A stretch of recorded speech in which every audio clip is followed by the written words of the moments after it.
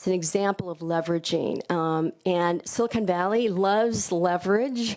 They love collaborations. They love innovative models. And in this particular case, because it's our public hospital, living in the era of the Affordable Care Act, they have to become more competitive.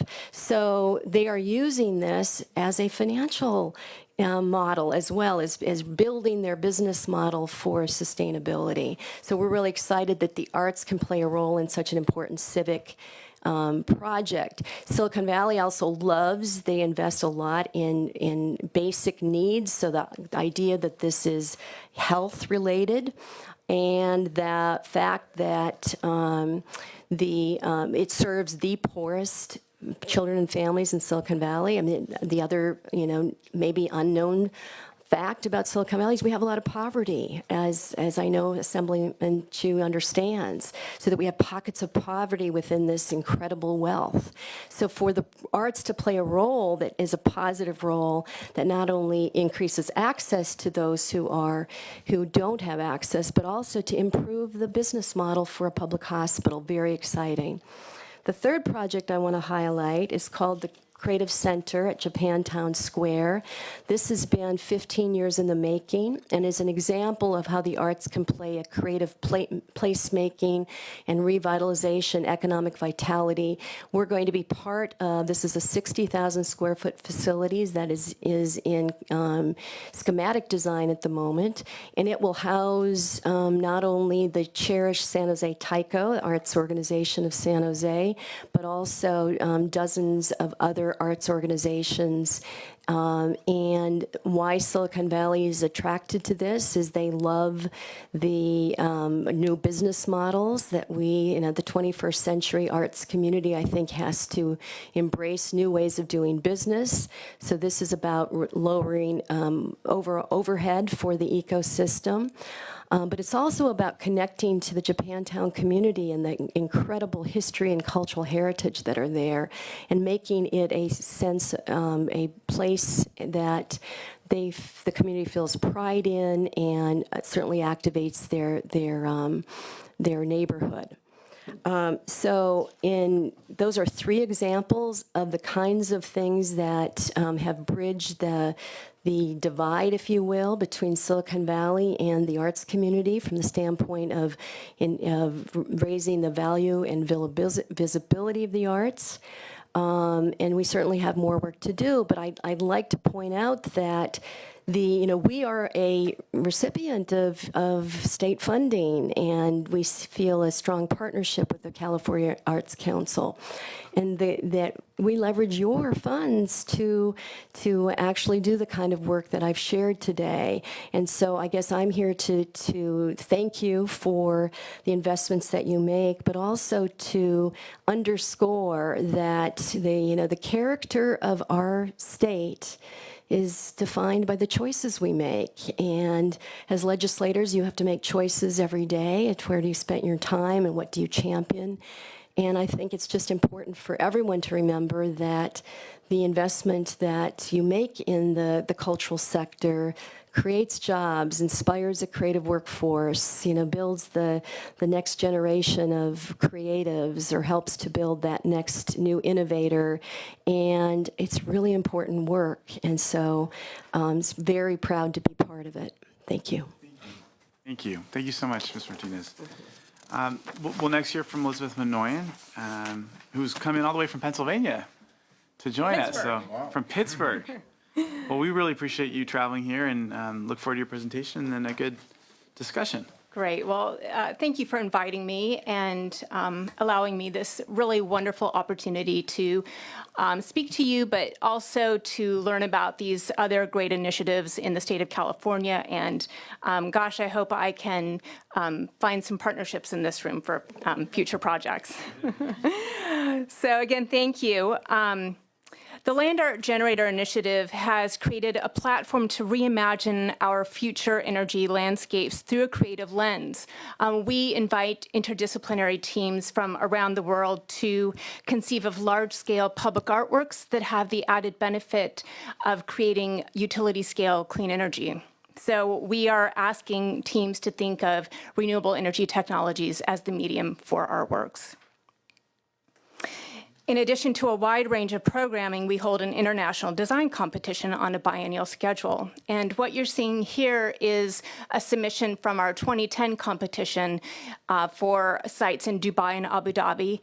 This artwork would create enough energy for 100 homes, US homes, and everything you're looking at is a productive solar panel. So it's just been reimagined through the lens of an artist and architect and engineer. In 2012, our competition was for New York City. This utilizes wind technology. And in 2014, we were based in Copenhagen, right across from the Little Mermaid and on an old shipyard. This particular project would create enough energy for 750 homes, give or take. So what you can see here is that these are all sites that inherently inspire and bring the greatest minds around the world to the table with the idea that renewable energy infrastructure can also be an enhancement to public space, and that cities can meet ambitious carbon goals while creating new and exciting places for recreation and learning. The outcomes of these 3 past design competitions show that we can begin to think about renewable energy installations as more than just utilitarian objects. So this example from 2010, Windstock, is inspired by the way grass blades wave in the wind. So you can imagine being like a little ant amongst these grass blades walking around. At the same time, this is generating enough energy for 1,000 homes. And here we are in California, 2016. Quite a few things attracted us to bring the Logi competition to Southern California. We knew that renewable energy is a top priority in the state, and that, paired with the seriousness of the drought, led us to choose a coastal site adjacent to the Santa Monica Pier. We've expanded our design brief this year to include drinking water harvesting technologies. So right now, the eyes of the world are looking at this site as a potential for a new type of artwork.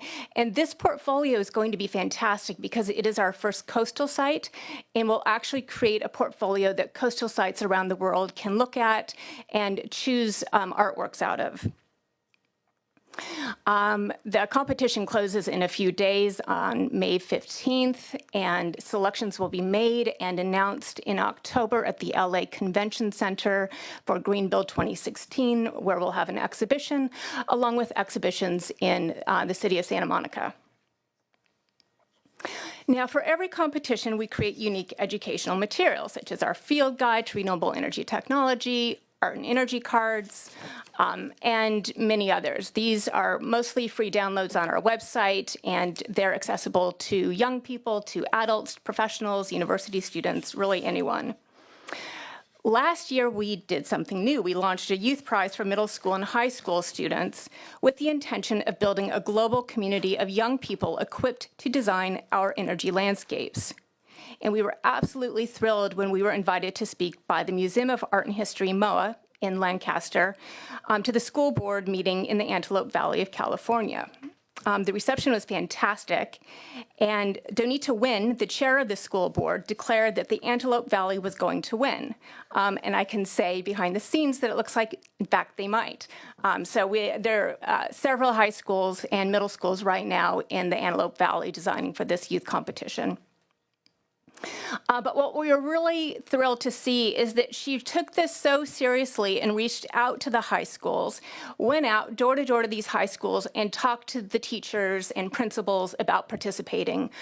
We then followed up and did workshops throughout the Antelope Valley and have built some really tremendous relationships with those teachers. The creative economy is what results when public policy is put in place to nurture a social environment ripe for innovation and cross-disciplinary collaboration. This requires expanding public access to the arts and humanities and increasing opportunities for education that does not forsake art and creativity for a focus on math and science. Within the context of the work that we do at the Land Art Generator Initiative, they should all exist together in a continuum of research and practice. Science and technology provides the framework for the artistic and educational practice of the Land Art Generator Initiative. And at the same time, we are closing the loop on the art-science continuum as the design outcomes of LOGI influence the way that scientists and engineers see their work. Biologist E.O. Wilson, in The Meaning of Human Existence, makes a point about what is our most important possession as a species and concludes that it is the humanities rather than our scientific achievements. In fact, the sciences need the humanities in order to continue to advance. In the search for breakthroughs, scientific teams are expanding and becoming more academically diverse. Further advances in biotechnology, nanotechnology, robotics, and energy science will all require creative thinking and a strong ethical foundation to ensure that they are aligned with our cultural values. This requires that the scientists of tomorrow find their education steeped deeply in the arts and humanities of today. The Land Art Generator Initiative is founded on this notion, and to that end, we are providing project-based learning through programs such as our art and energy camps. The camps provide participating youth with critical skills in STEAM subjects by implementing the design engineering process for innovative solutions and build outcomes that provide sustainable energy to communities. So this was a group of 18 young people, aged 7 to 18, and over the course of 6 weeks, they had field trips and lessons in energy science, and at the end, they had designed and helped to build the solar artwork that is now generating clean energy for a community center in their neighborhood. Providing STEM education to middle school and high school youth using the arts as the delivery vehicle is an engaging way to instill an early interest in the scientific method, provide useful technical skills, and introduce systems thinking. These are the types of skills that can help youth create positive change in their own neighborhoods while putting them on a path toward innovative and fulfilling careers. And we're really thrilled to say that we are working closely with the Museum of Art and History in Lancaster to bring this camp to the Antelope Valley this summer. So it'll run from June 15 to July 15. Again, it's a wide range of age that we encourage to participate in this camp. So it'll be anywhere from age 8 to 17. And the final outcome will be a project built at a roundabout in Lancaster. And I want to point out that in a recent report highlighted by the World Economic Forum, as automation continues to change the workplace, the highest valued skills are increasingly dominated by creativity. And in fact, by 2020, it's estimated that the third skill that we must have is creativity. 5 years ago, it was in 10th position. So the need for creativity as a skill is increasing. At the same time, critical thinking, complex problem solving, cognitive flexibility, and emotional intelligence. These are all qualities that require the arts to be integrally interwoven into the fabric of our lives. We are fortunate to be working in California, a state where this important conversation is being taken very seriously. And we thank you for the work that you are doing to increase support for the arts to the benefit of the people and economic progress. Thank you. Well, thank you. Both very intriguing. I just have a couple of quick questions for you, Elizabeth. So have any of these projects actually been built?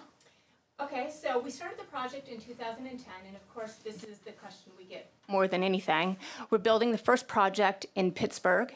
It's an outcome from our 2010 competition, originally designed for a site in Abu Dhabi. It's been reimagined for an urban environment in the city center of Pittsburgh. Okay. And the idea is, so now are the people who apply for the competitions, are they kind of international design folks? Are they high schools or what? Yeah, the competition is open to professionals around the world. We also get great participation from university students, and that was something that was a surprise to us. So even in 2012, we were seeing that universities such as Yale and many, many others are using our design brief for senior studio coursework. And we know that there are a few universities in California using our design brief this semester, including Cal Poly Pomona, amongst others. So we open it up. It's a free international competition. For 2014, we had 60 countries participating. 300 submissions came in. So for example, just so I understand, when the school board president up in the Antelope Valley said, we're going to win, what was she referring to? Yeah, like a high school project? Or? Yes. So, okay, for 2014, or 2016, what year are we in? We have included a new competition, and this is for middle school and high school students. So in addition to our Okay. professional competition for a site in Santa Monica, the site that the young people are designing for is within that yellow dashed line, where the professionals are designing on the other side for the breakwater. We have middle school and high school students around the world right now designing for this area. So 2 competitions for the site in Santa Monica. Okay, all right. And the professionals are designing literally offshore. Correct. Like a water on That's the ocean correct. kind of project. Okay. Which is great. It allows our teams to use technologies that they've not been able to. So, of course, they'll be able to tap into solar and wind, but wave and tidal are both considerations for this site, which makes it really dynamic. And again, a great model for cities around the world to look at, coastal cities around the world to look at this particular competition. Cool. Interesting. Any questions, Kenson? Thank you, Chair. I definitely wanted to welcome Elizabeth to visit here in California. Very impressed with your art and energy presentation. As the chair of Art, Entertainment, and Tourism, I hope you spend a lot of money here. Too much. In Sacramento. Oh, good. That's nice to hear. I also wanted to thank long-term friend Martinez for being here. Congratulations with your career progress. I think we first met at, when you were with San Jose, City of San Jose. No, I think when I was running the Children's Discovery Museum. Discovery Museum, Yes, and then move on to be the executive director of the first act in the San Jose. I just also, we couldn't find a better ambassadors and for the arts and creativity that represent the Silicon Valley. So thank you very much for coming and testify. On your Japantown project, this is my personal note. I just wanted to point it out. You probably know that, but a lot of people in the audience may not know. That was Helensville. The Helensville was the last Chinatown in San Jose. In the history, we have 6 Chinatown, and they all got burned down, you know, during the World War I or that era.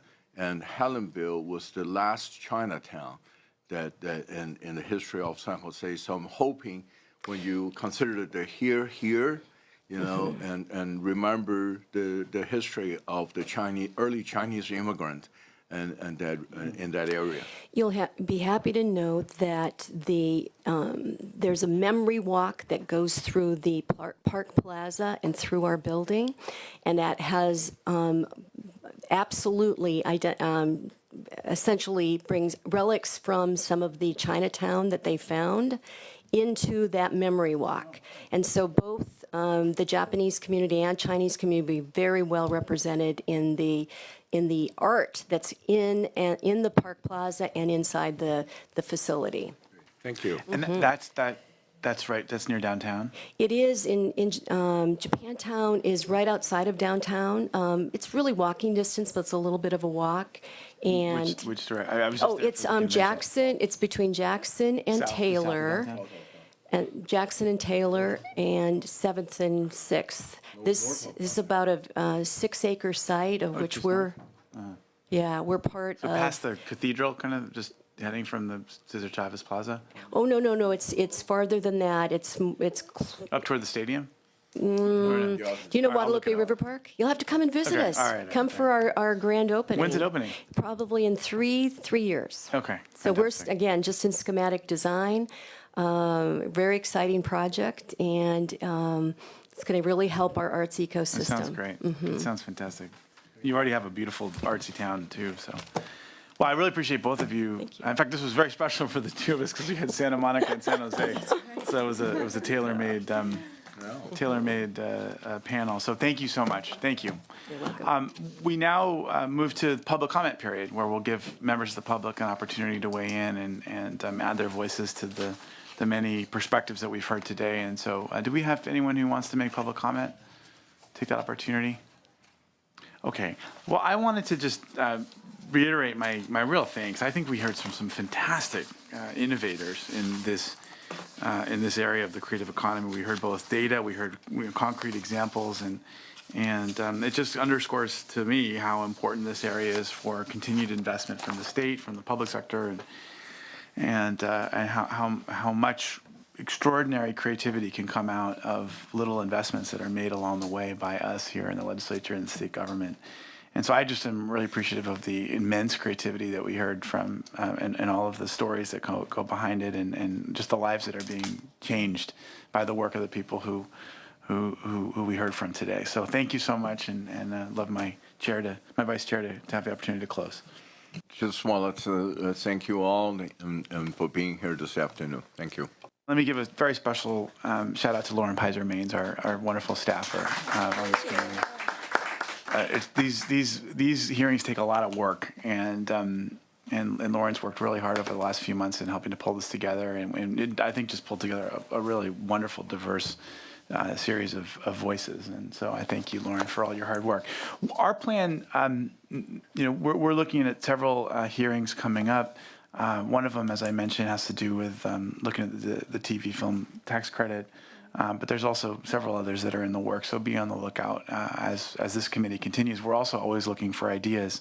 As you know, this is a different kind of committee. It's an idea-generating committee. It's a standing, permanent committee of the legislature, unlike the select committees, but we don't hear bills. What we do is we generate ideas, out of which bill ideas come, and funding ideas come, so we're a clearinghouse of sorts for interesting, innovative policy ideas. The last thing I wanted to mention is that this morning I had the opportunity to meet with representatives from the National Council Conference of State Legislators, and their plan is to hold their national conference in downtown Los Angeles in late July, early August of 2018, and one of the core themes of the conference will be the creative economy. And they're looking for partnerships and stories to tell legislators from around the country about all the exciting things that are happening in California. So I just wanted to put that on your radar screen. It's going to be an extraordinary coalescing of state legislators from every state in the nation, and they want to hear stories from California. And so I shared with them our little booklet from today's hearing. I think they came for a little bit to the hearing today. But let's have that on our radar screens as we're able to highlight wonderful stories that we can scale across the country. Yeah. Sorry, I don't really want to take your the last word, but you just reminded me to recognize our Assembly consultant, Dana Mitchell, here. Yes, of course. Okay. Thank you.